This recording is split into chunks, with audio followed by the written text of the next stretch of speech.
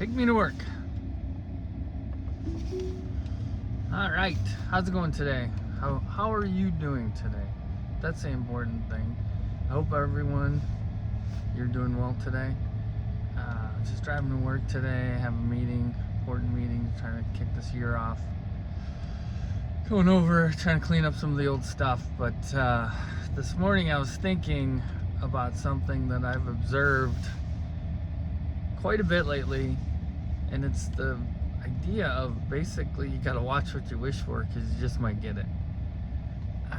I've seen it over and over again.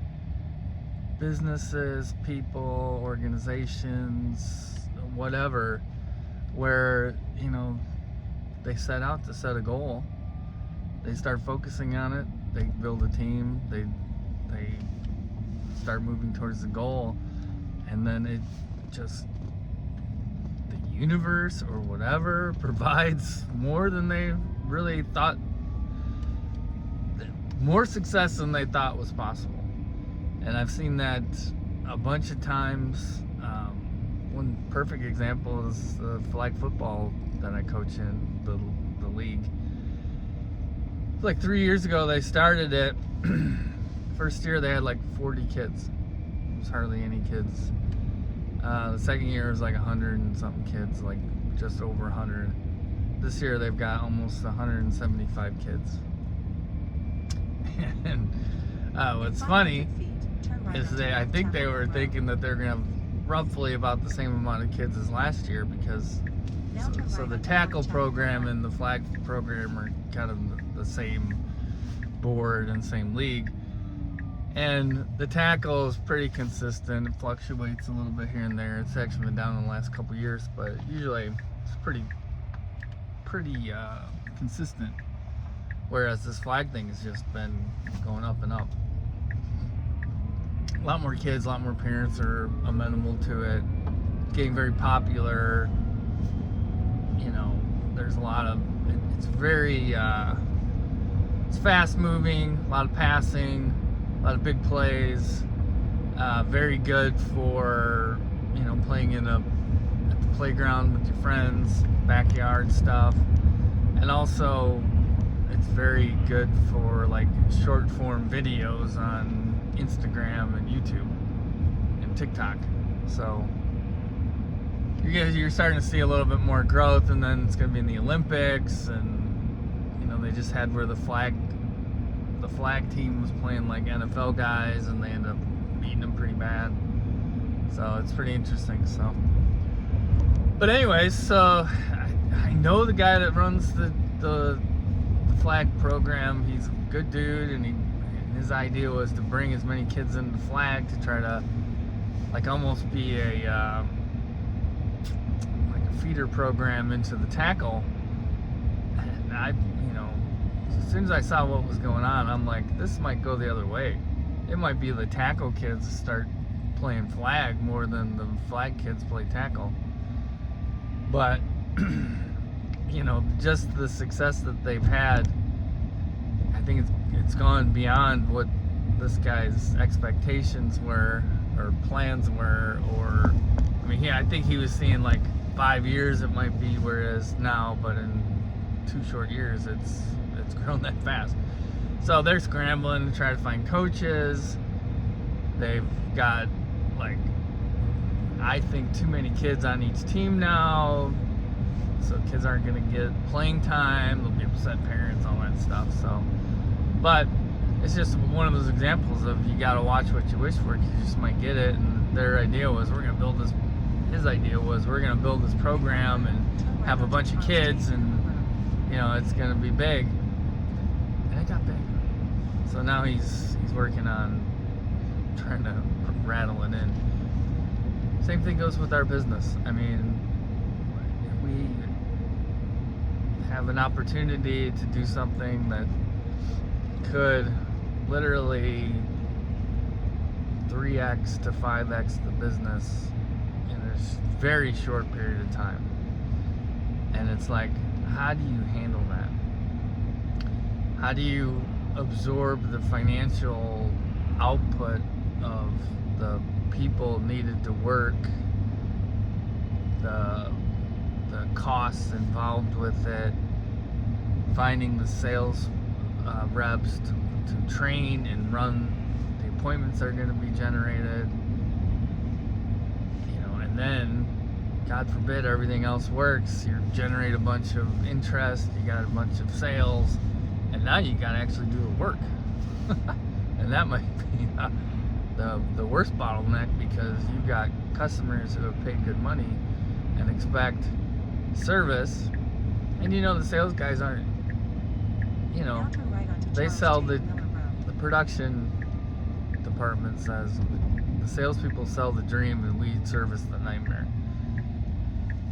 And that's kind of the truth, because a sales guy's not going to go in there, and a good salesperson will be honest. They will set expectations. They will, try to, under promise and over deliver. But honestly, most salespeople go in there and they're selling pie in the sky. We're perfect. You're not going to have any problems. That's why we're better than everybody else. And then when you really get to the whole, actually doing the work, there's all kinds of things that go wrong in the contracting business that people wouldn't think. I mean, it's not like a set thing. There's so many variables, and just to name one is weather. We do exterior remodeling. If we get one day of rain, that pushes our entire schedule. So if we've got 6 installs going on, different places, different products, and we get rained, that means 6 crews have to get rescheduled and pushed. And then let's say you've got your schedule booked out 2 to 4 weeks, then all of those people need to be pushed. So it's like this juggling act. I mean, God bless her, our production manager. She does a really good job with scheduling the stuff and keeping good communication with the customers. But it's I call the production manager like the drummer.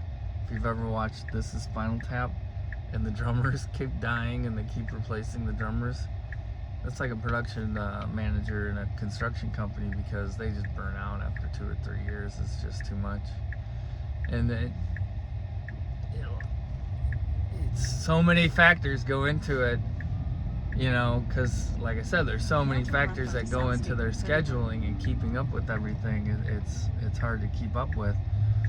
But if you ask them after they leave, their biggest complaint will be 2 things: the salespeople and the customers.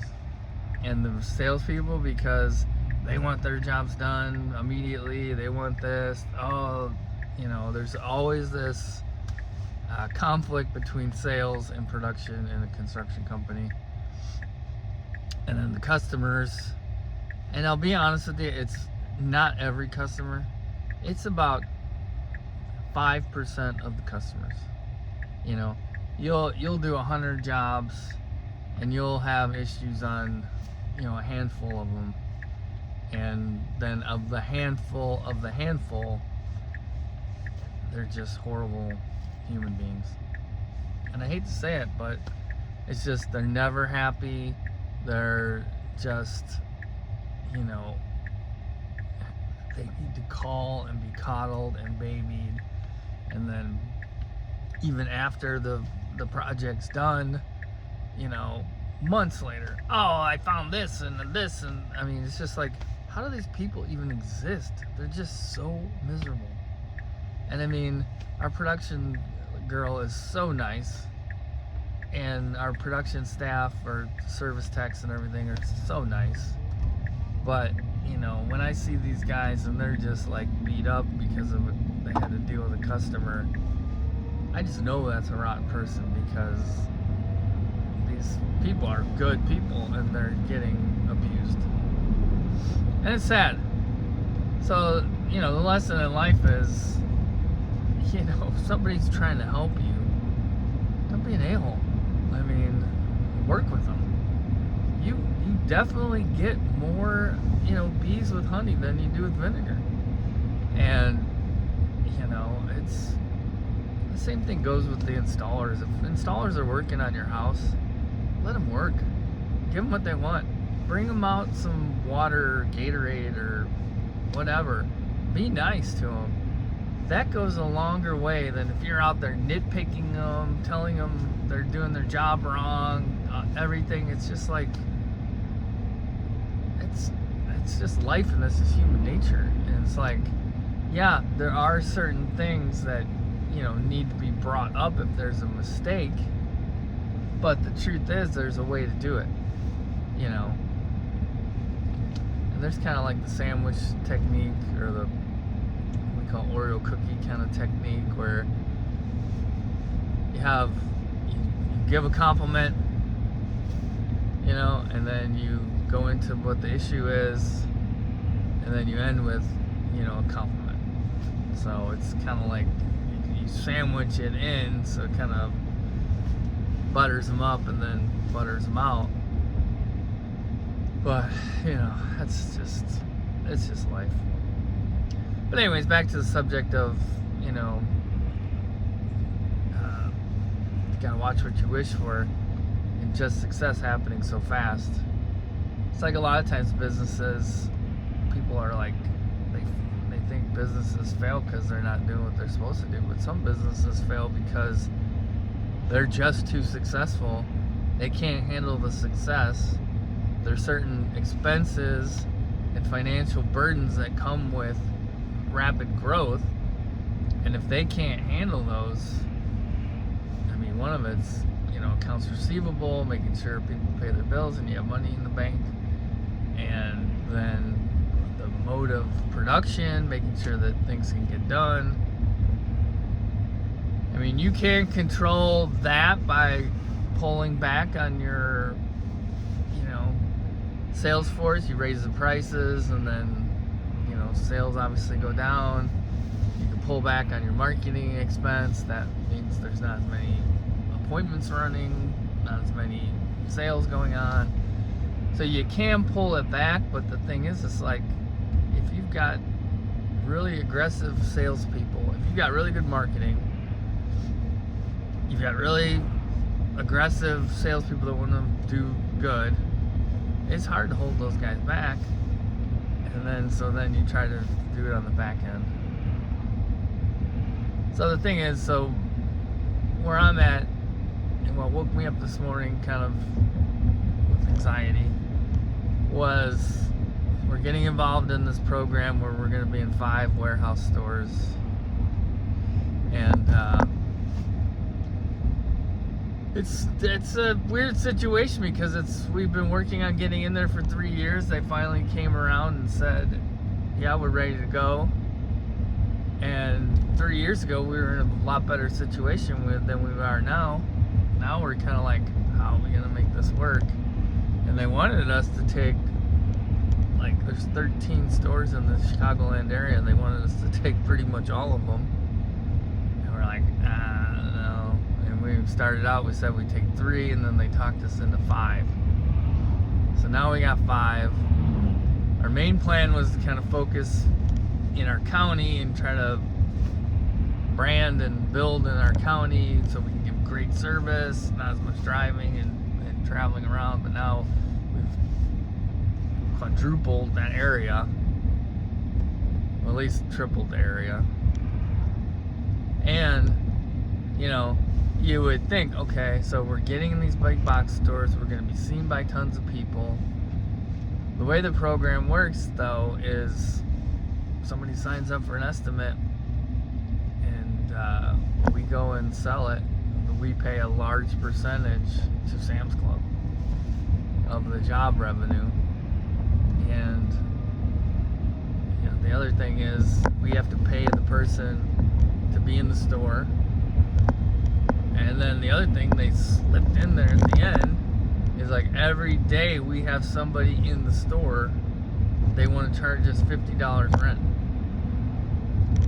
So you figure 5 stores, they want us in there 5 to 7 days. Ideally, they'd love to have us in there 7 days a week. You know, that's $350 a week times 5. You know, that's a lot of money a week and a lot of money a month. And that's just the rent. Then you got to pay the person, and no one is working for less than $20 an hour. You know, so you got that expense, and then you got to get them there. The furthest store we have is an hour away, and it's like, and then you think about, okay, let's say it does all work out, and they want us to get 7 to 10 appointments a week out of each store. So let's say we do get the 7, and that's 5 stores. That's 35 appointments. Right now we have 4 sales reps. So, I mean, you probably want to have each one have 2 appointments a day. 6 days a week you could do, but 5 would be ideal. So you're looking at probably 10 to 12. If you really push them, maybe 15 appointments a week. And then you look at the, you know, how many that we could possibly produce from this program, plus what we're already generating with other programs we're in. It's just like, so then you're like, okay, we got to bring a new sales rep in. Well, hiring a new sales rep is expensive because you have to bring them in, you have to train them, get them started. This is what keeps me up at night. So the moral of the story is this: you gotta watch what you wish for. We wanted to get into this program so bad 3 years ago. You know, we got pushed off. We thought it was gone, now it's back. Now it's like, okay, now we have to figure out how to make it work. And then, God forbid, we make it work, then we gotta figure out how to handle it.